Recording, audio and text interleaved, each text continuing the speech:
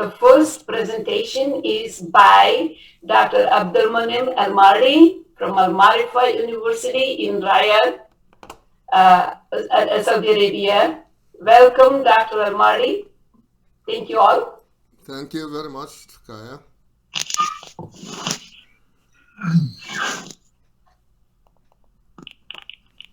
Okay, first I would like to thank Kaya and the others, especially Patricia and Paige, for communicating with me and keeping me informed all the time.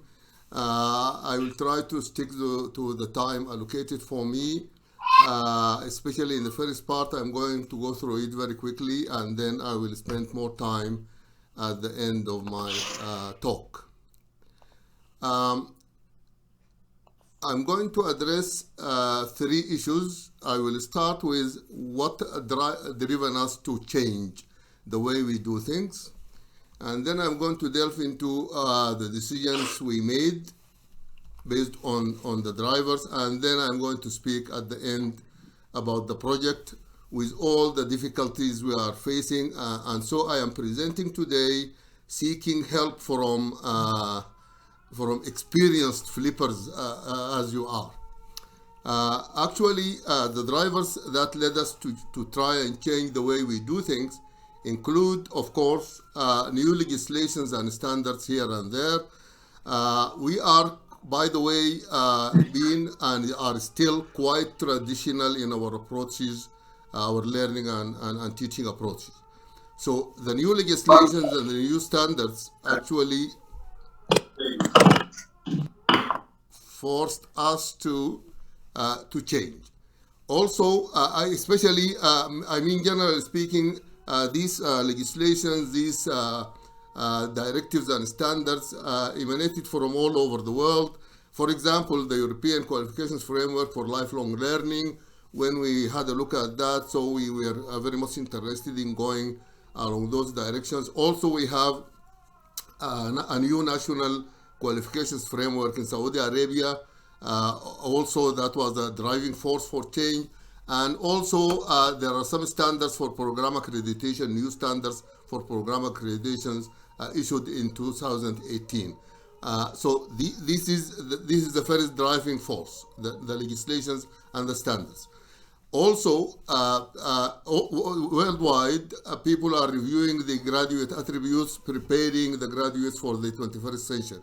So people are now speaking about new required attributes and competencies, and this is also one of the driving forces that led us to start looking into the ways we do things to actually enable our students to acquire these competencies and attributes.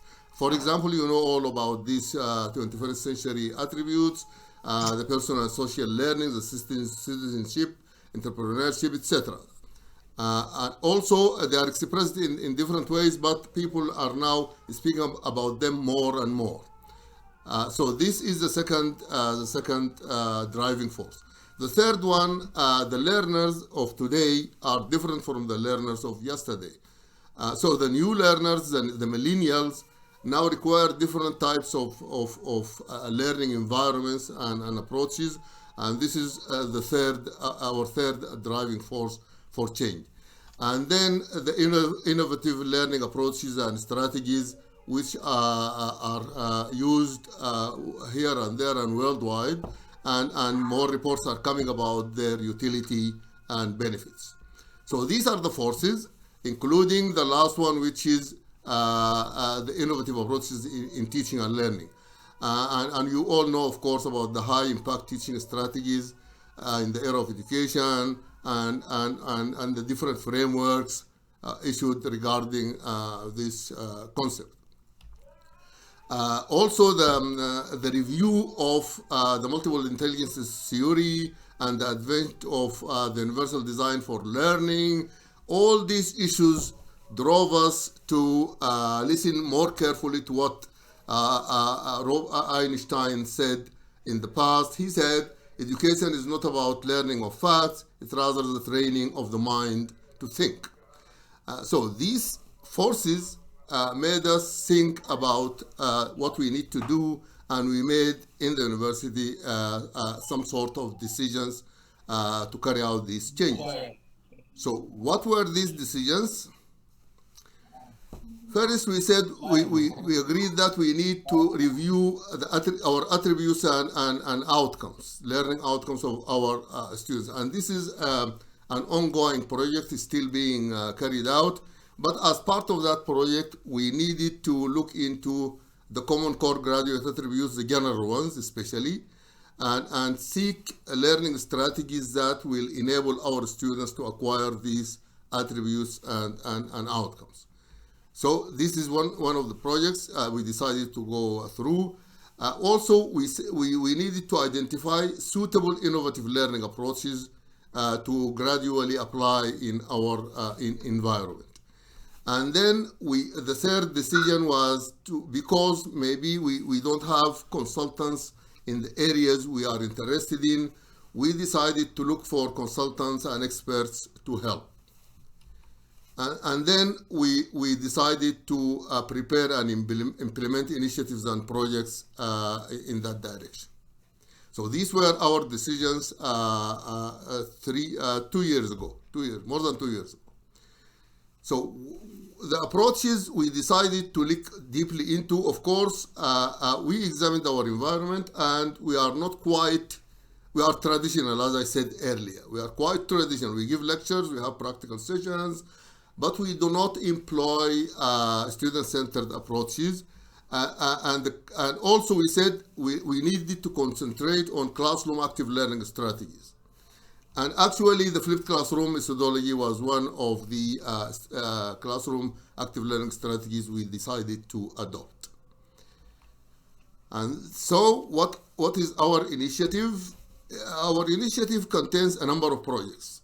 As I mentioned earlier, one of them is actually to review the common graduate attributes of our graduates, the university graduates, and also to look into the professional attributes also and outcomes.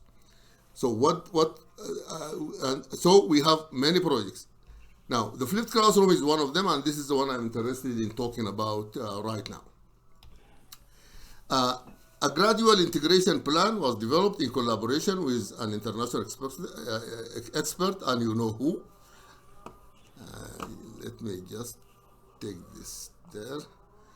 And then this project has got 4 components and 5 phases. Now, the components are, we are going to start a training program. This is component number 1. So the Al-Marif University faculty will be trained in cohorts, in groups, as we agreed with the consultant. And then we started with a pioneering group, and this pioneering group is the purpose for that. We wanted them to spearhead the process of change, to spread the culture, and we needed to test the environment. And we are actually still going through this aspect. After we did the training, we are still checking the implementation and the reasons for delay and obstacles and all of that. So we wanted to test the environment by training a pioneering group, and then more cohorts will be trained in succession based on the results of the training of the first groups. Now, this was the training. Then the second component is mentoring. So whoever faculty who decide after he is trained or trained to flip, then this will be mentored through the process. After being trained, participants will be mentored by the consultants and peers as they start flipping. So we also agreed with the consultant that excellent or good trainees can actually mentor, and we actually implemented that for the second cohort. When we started training the second cohort, we assigned a mentor for each of the participants from the old group, or from the senior group. And then a support group, we formulated a support group, will also be used through the meetings. We conduct meetings, and in those meetings, those who are facing difficulties are helped by others. Now, the third component is the research, And as we agreed with the consultant, the data collected during the implementation of the project will be used for improvement, but also publications will be prepared to share the experience. So this is the third component of our project. The fourth component is certification, and this is a long-term plan. We are planning to that the program is turned into a certificate program, including the iFlip component, the training part, and the mentoring part, and then we are going to organize a training of the trainers course. So if you go through these three components, you are trained through the iFlip, you are mentored through implementation, and then you receive some sort of TOT, and then you will be certified as, you will be given a certificate of flipped learning methodology. See, so these are the four components of our project. Now, the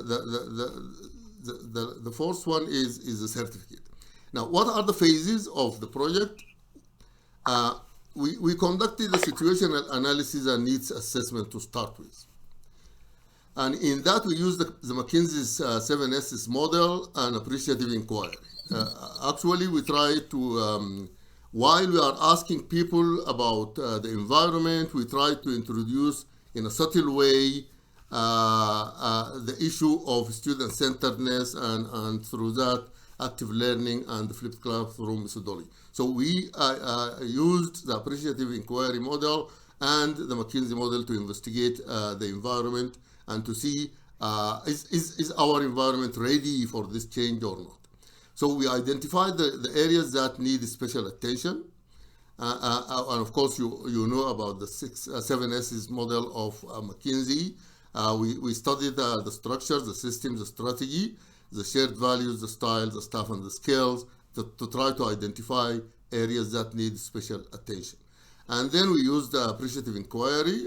We defined what our desired outcome is and what are our strengths is, and so on. We went through the appreciative inquiry model to investigate our environment and its readiness for the change.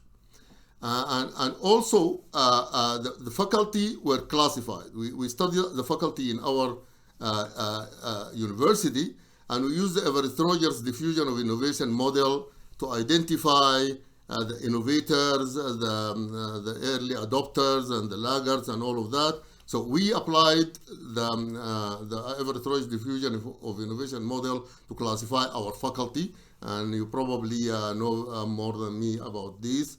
So we looked to classify and to identify how many of each of the groups are there, so that we deal with them. And then we developed a simple change management plan to deal with issues. And then this is based on the Kotter's model. And then we also prepared some subtle change plan, so that we used the nudging theory and the Kobler-Ross response to change model. So we deal with change, with fear, with resistance, and all of that. And of course, this is another series steps, and so we went through that, so that we deal with the angst and the worry of change. And also the Kobler-Ross, so that we see where people are and try to help them through the steps of worry about change. This is the first step. Then after we did all of that and we studied our environment, we wanted to create interest and a sense of need through advocacy. And then, so we agreed with the consultant to deliver a webinar talking, generally speaking, about flipped classroom. And by the way, it was the first time for them to hear about the concept. So our webinar was organized about the classroom methodology, and people attended it passionately, and that was followed by focus group discussions to actually explain to them further what the flipped classroom methodology is about. And then the third phase was preparing pioneers. And this, of course, was through the training program, the iFlip program. The first 12, cohort of 12 were trained using the iFlip program. The first group were actually nominated by their colleges, And after we finished with the first group, we discussed it with the consultant, and we agreed that we better recruit people through faculty by not by nomination, but by volunteering. We wanted to select faculty who are actually interested in going through the process. So in that training program, there were 6 sessions, and they were conducted one every other week, and they were delivered through Zoom. Also supported by online activities through a learning management system, and we use Moodle for that. Now, also a second cohort of 12, but this group were not nominated, were these volunteered by themselves. We send them a Google form to everybody, and they filled the form, and we selected people based on their interest, based on their basic knowledge. And so also something happened with the first group that they didn't find enough time to be trained on video production. So before it started, we trained them on video production, and that was augmented by the consultant during the training sessions. But the program was shortened a bit. But instead of delivering it on the 6 sessions on 12 weeks, they were delivered weekly, so it was shorter for the first the delivery. And this also was supported by online activities through the learning management system. Now, this was preparing the pioneers. Now, the participants, after after they finished the program, they were surveyed. A feedback survey was given to them by the expert. They were highly satisfied and motivated based on their responses. And the training of the students was important, but we didn't actually conduct formal training sessions for them. We left the training of the students and motivation of the students to the faculty.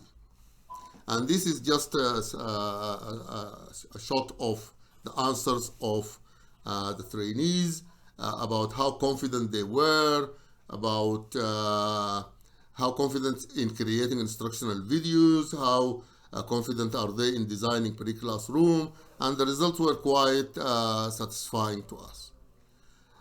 Now, all of them decided to flip, but some of them decided to flip full flip, while others decided to partial flip. And these are the names of the first cohort of trainees. And as you can see, most of them actually opted for partial flipping. Now, the 5th phase, which is still going on, is to integrate the methodology into our teaching environment. Now, the trained faculty actually started the process of integration. They started flipping either partially or fully. And these were helped by the Education Center and the consultant through the integration phase. Some of them actually continued till now. We are now following them up. But unfortunately, many of them actually stopped.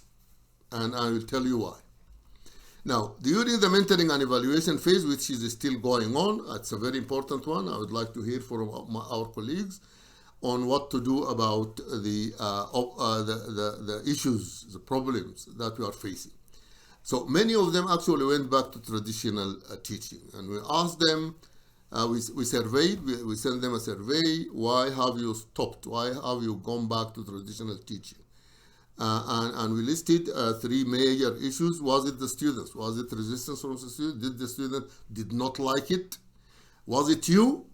Or was it the environment? So most of them, the reason for most of them was the multiple transformational changes actually going on in the university, in addition to COVID.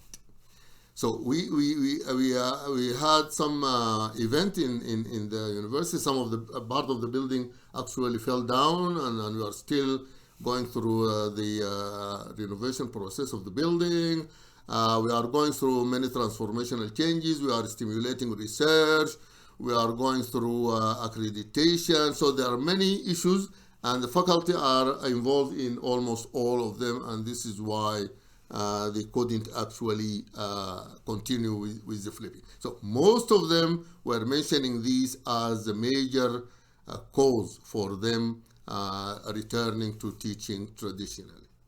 Now, what were the lessons learned from the project so far? Because the project is still going on. The first lesson, as mentioned earlier by Chaya, technology works.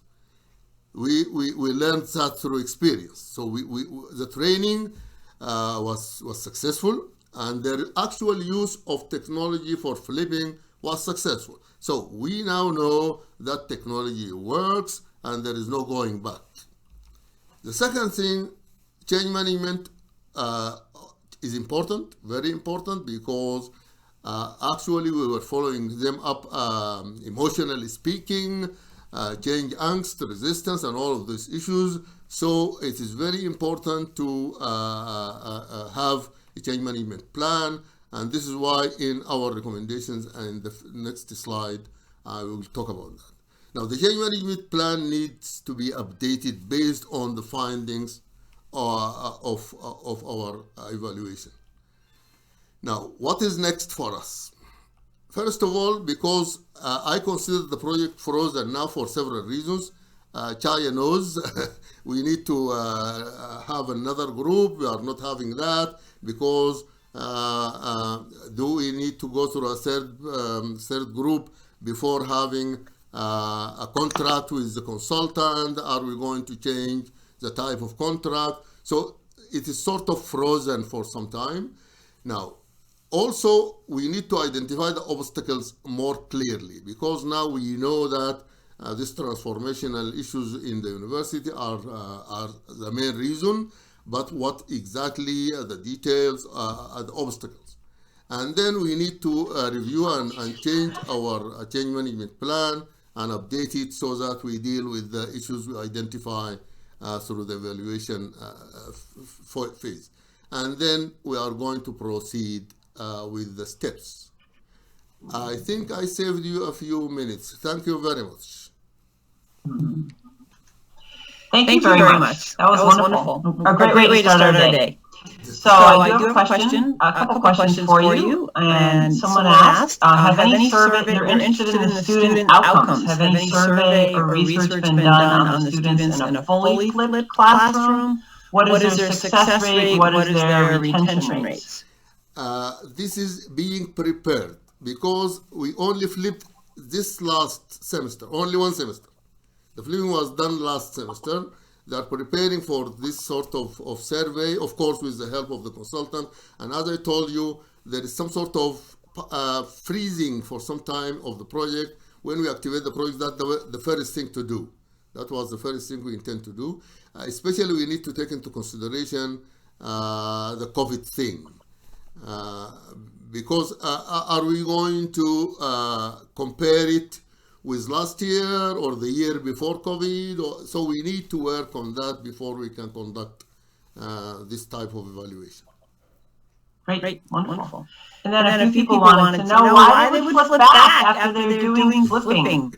And that it's easy one. It's hard to start flipping, but then and now they're going back. And so that's a big concern. A few people asked that question.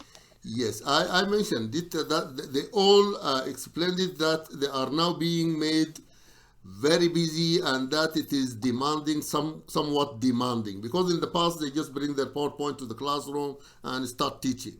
But now they have to prepare videos, they have to prepare pre-class assessment, in-class assessment. So they needed to do some preparatory work. And this needs time, and they are now involved in the ISO project, in the accreditation meetings, in many things at the same time. Great, thank you. There's a lot going on, that's for sure.